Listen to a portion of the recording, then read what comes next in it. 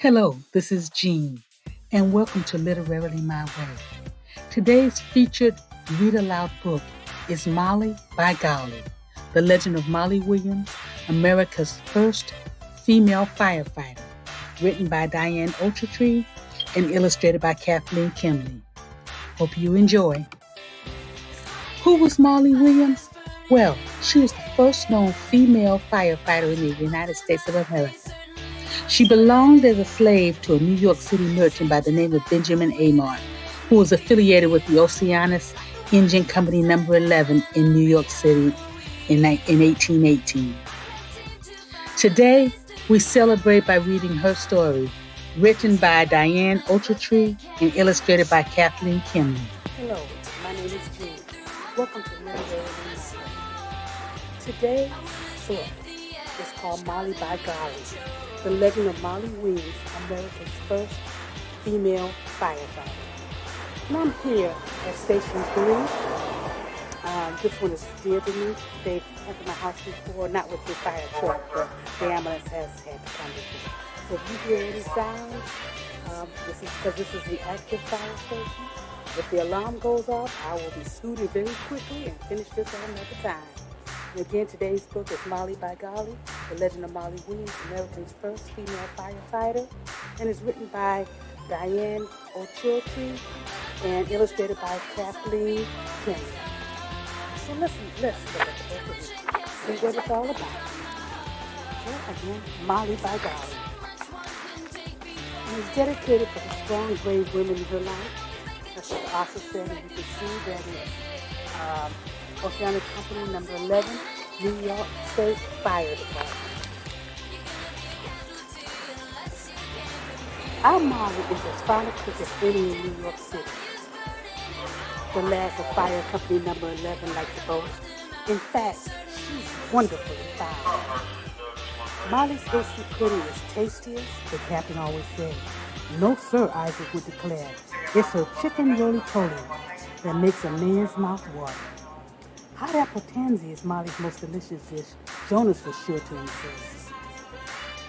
The argument would go around the fire company's table until the very last bite of venison stew or codfish muddle had disappeared. But on one thing, the men agreed, Molly, by golly, put hands and heart to every task, in or out of the man of the kitchen. One wintry day, she proved how wondrous fine she could be. Inside the cozy kitchen of Mr. Imar's house, Molly Williams briskly whisked cornmeal, eggs, and buttermilk in an earthenware bowl. Outside, snowflakes swirled thick as cream. Snowdrifts stood tall as haystacks. Molly stirred glowing embers in the hot oven and worried. As the Johnny Cakes baked, a fierce wind knocked at the door and whistled with chinks in the red brick wall. Molly worried more. Snow covered the neighborhood that morning, and a terrible sickness had spread like a thick blanket over scores of households. Influenza. Many of the volunteer firefighters were already sick. Even Mr. Amar lay abed with them.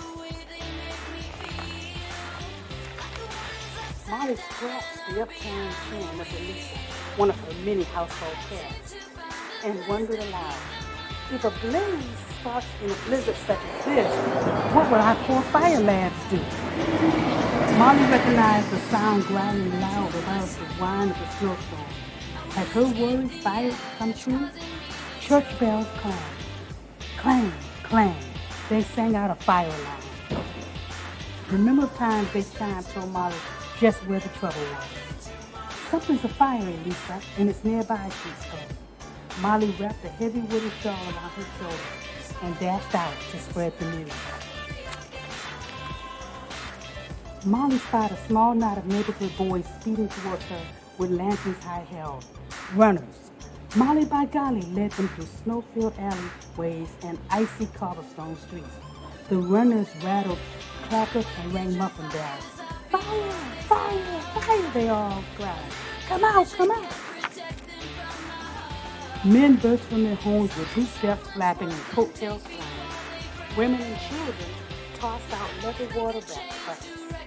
Molly and the runners scooped them up as they raced to the fire company equipment shed. Remember, this is a true story. Volunteers physically loaded axes, pulled down hooks, and coiled the rope into the fire wagon. Molly took a quick count. She never seen so few men answer a call. The captain lifted the buckets from her aching arm. "Molly, by golly," he said, "you're always ready to lend a hand." These hands can do much more than bake Johnny cakes, she thought. She clapped weather leather helmet on her head, strapped spatter dashes over her woolen leggings, and pulled on heavy work gloves. "Wait for me," she cried. "Molly, by golly," exclaimed the surprised captain. He waved her over to the line of men struggling to drag the heavy pumper engine into the snowy street. Molly took place on the rope and gripped it hard. "All heave-ho, lads and lady," the captain ordered. "Get this pumper on its way." "1, 2, 3, pull," they chanted. Molly and the men rolled the pumper engine straight away into the street. They dragged it through swiftly drifting snow. Wintry winds whipped at Molly's face and hands, but she never lost her grip. Soon Molly saw rivers of soot swirling between snowflakes. She heard frightened voices floating through the frozen air. Then there it was, a small wooden house ablaze. "Step lively now," cried the captain through his tin speaker's trumpet. "Fire wagon and pumper to the side, y'all. Volunteers and buckets to the river." Close to the snowy blank, the captain chopped holes in thick ice. Jonas and Isaac dropped buckets into the frigid water flowing below. Molly and the others formed a bucket brigade, passing water hand to hand, filling the tank fast. "Start pumping and be quick about it," the captain shouted. Molly jumped to join the men at the pumper engine's side. They cranked the heavy long pump handle until water gushed in a steady stream from the fire hose.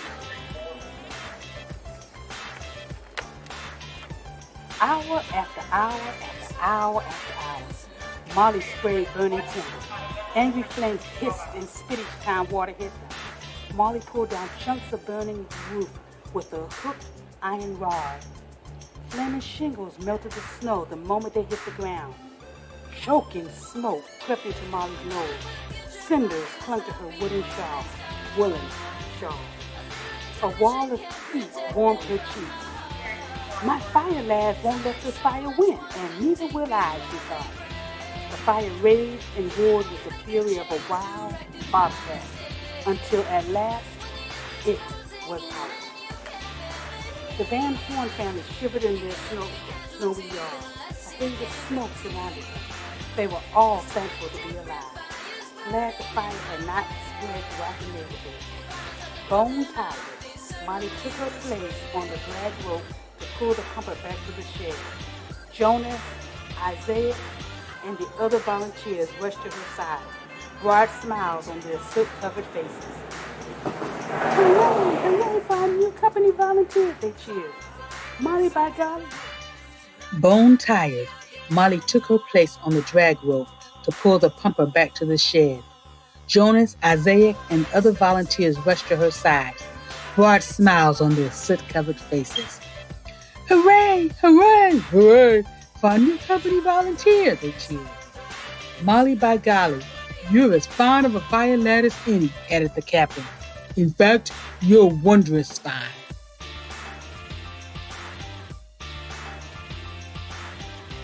Molly, as the cook, did not originally have a uniform.